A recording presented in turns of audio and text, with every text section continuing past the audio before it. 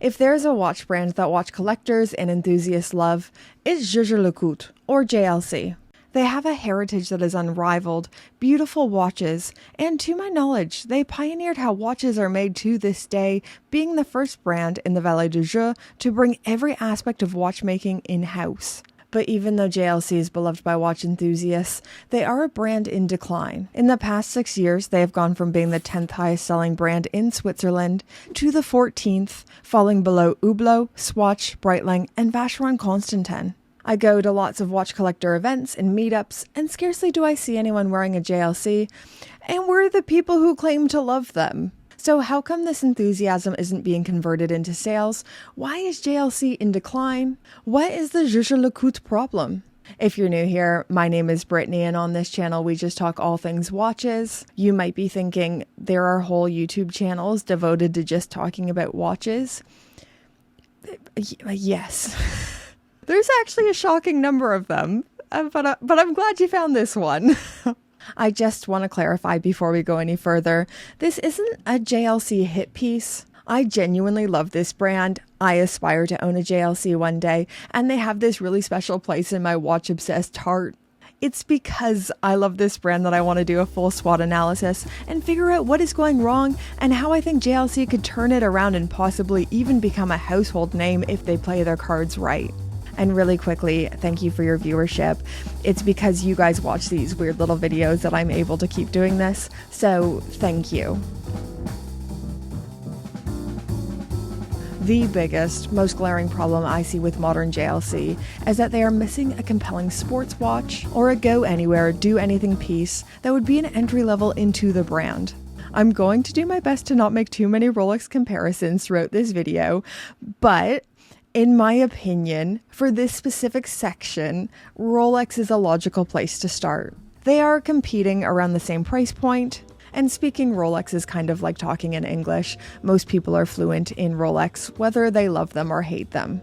I think Jaeger-LeCoultre has a real opportunity to convert the mid-century Rolex enthusiast to modern JLC buyer. Maybe someone who has a bit of money and wants a sports watch that is that next level in terms of watchmaking and pedigree, but they want something different than a Rolex or Omega. Maybe they want something instantly and don't want to sit on a Rolex waitlist. JLC just doesn't have a reply for a sports watch or a go anywhere do anything model. They are missing their version of the Explorer or GMT Master or even the Oyster Perpetual. They are missing a logical starting place for a younger, less seasoned purchaser, and I think it's a gap in their catalog that is hurting them. Rolex has the Submariner, Omega has the Seamaster Diver 300, Rolex has the Daytona, Omega has the Speedmaster, Rolex has the Oyster Perpetual, the Explorer, Omega has the Aquaterra. JLC has the Reverso, which is awesome, but it's not an entry level for most people. It's a great 4th or 5th watch, but it is not a starting place, nor does it appeal to enough people. And yes, I am aware that the Polaris exists, but I personally wouldn't say it's an entry-level piece to JLC. And on top of that, I have never seen someone wearing one of these, not at a watch meetup or industry function. I would say it's a sports watch, but not an entry-level watch, if that makes sense. Like the Submariner is a sports watch, but it isn't an entry-level watch to Rolex, like say the Explorer or Oyster Perpetual. JLC has this massive gap in their catalog for the buyer who doesn't want a Rolex, they don't want an Omega, and an amazing back catalog to draw from. Memovox, super cool. Deep Sea Alarm, Deep Sea Chronograph, freaking cool. Even if there were different iterations of the Polaris or Master Control, I think there would be a whole new group of people brought into the brand, and even enthusiasts who need a different starting place other than what they have on tap. I need to calm down. I'm getting too passionate here. And maybe someone from JLC is watching this and thinking, good, that's not who we were trying to appeal to anyways. We're for the seasoned collector, not for newbies. We don't want to speak English. We want to speak French exclusively. And that's fine. You will know your business better than some YouTuber. But I just don't think that's the future. JLC's declining sales indicate that isn't the future. And I want to see this brand thrive. We are seeing big brands, legacy brands, investing in their entry-level pieces, namely thinking of Patek Philippe and the Cubitus because they know they need to be investing into new collectors. Okay, the next big thing we need to address is their price point and recent price rises. This is something I've been keeping my eye on, and it brings me no joy to say this, but I think JLC have priced themselves too high.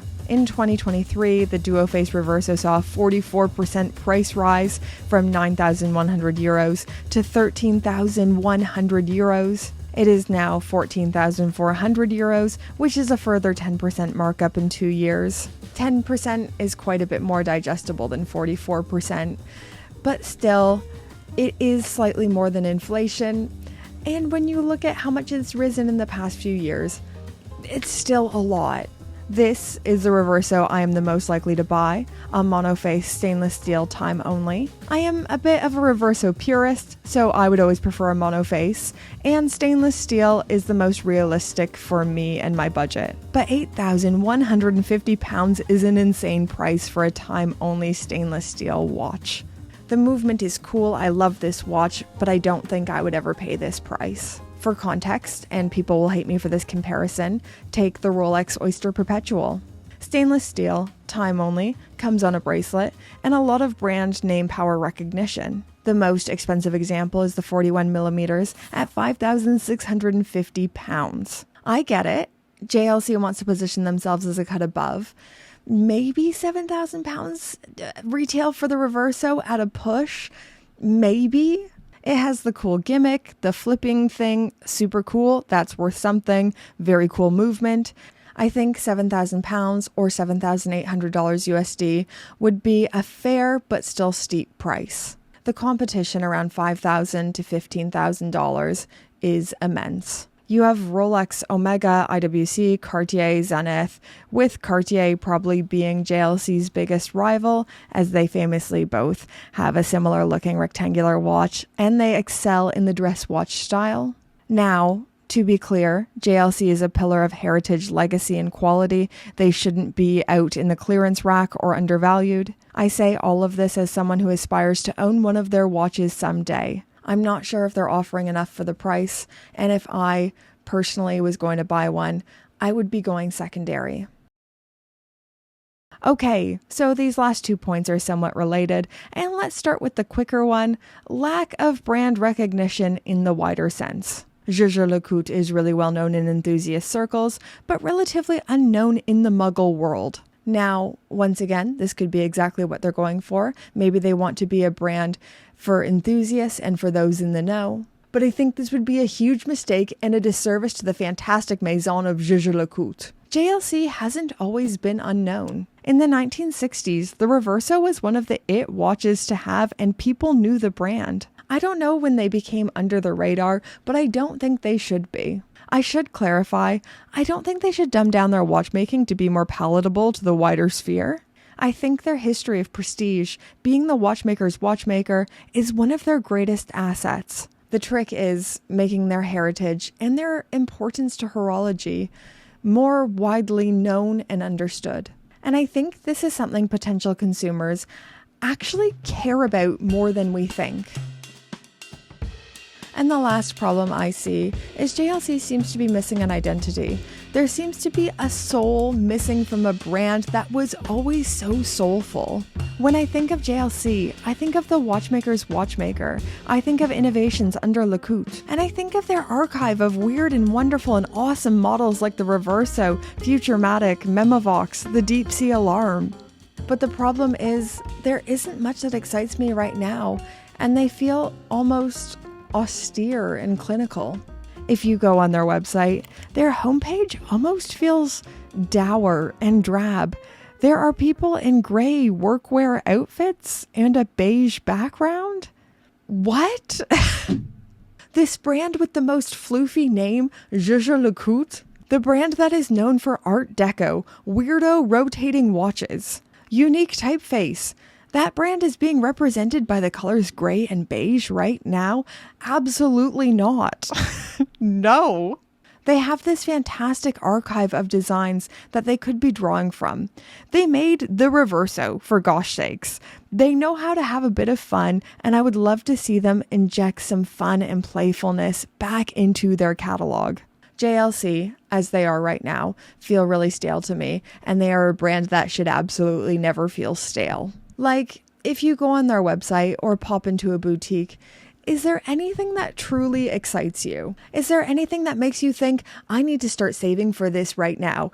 I will not be able to stop thinking about this until I own this. It truly brings me no joy to say this. Every time I go into a JLC boutique, their staff are fantastic. They're so knowledgeable. I always have a great experience, but there's nothing I get emotionally gassed up about other than a lot of Atmos clocks and maybe a Hybris Mechanica or something fantastically complicated that they'll bring out from the safe. Quick side tangent, because I can't go any further in this video without saying this. The Atmos is so good. Another item I know I need to own one day. Great secondary prices as well. It's just another testimony to the true DNA of this weird and wonderful brand. One of my patrons worded it perfectly. He worded it better than I could. I'll put it up right now. One of the biggest problems that JLC has as a brand is that they kind of fall into the middle of a number of categories and doesn't really own any of them. They are not as well known as brands like Rolex or AP by the general public, but they also aren't a cool underground brand like FP Journe or H. Moser. They are too expensive to play with the lower end luxury brands like Tudor or Cartier. But by the same token, they're not so costly to get mentioned in the same category as Richard Mille.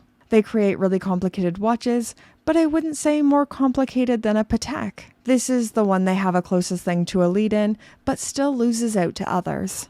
Now, I don't want this video to be completely negative or feel like a JLC dog pile. It's quite the opposite. I hate seeing this brand that I love feel stale and not live up to its full potential. I've pointed out all of the problems that I see, but here's some of the greatest opportunities I think they have. 1. Room for a compelling sports model or a go anywhere, do anything watch that would be an entry point into the brand. I understand that JLC's core collection should remain dress watches and complications, but this would be an entry point at a lower price, like Omega has the Seamaster and Patek Philippe has the Aquanaut. 2. I'd love to see them having fun again. Funky, weird, out there designs are a part of their DNA, but it feels like they are trying to paint all the walls gray and not hang up any pictures. I think ignoring their past and their weird out there designs is a massive mistake and against the very essence of the brand. Third opportunity is maybe having some collaboration pieces, collaborating with artists, and maybe having more strategic brand ambassadors. One of the best ones they have, in my opinion, is Lenny Kravitz. Heck yes, more partnerships like this. And 4, leaning more on their heritage and prestige. People want to buy from significant and important brands, but if they don't know who you are, they won't buy from you. I'd love to see some more marketing, freshen up the brand, and get your name out there to a wider demographic because JLC is an incredibly lovable brand and more people should love them. More people should know who they are. I feel like this opportunity section has just been me rewording all my problems. It's probably time to stop filming.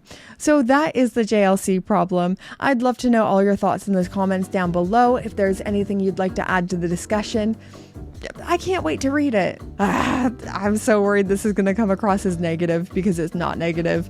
And the JLC fanboys, they wield too much power.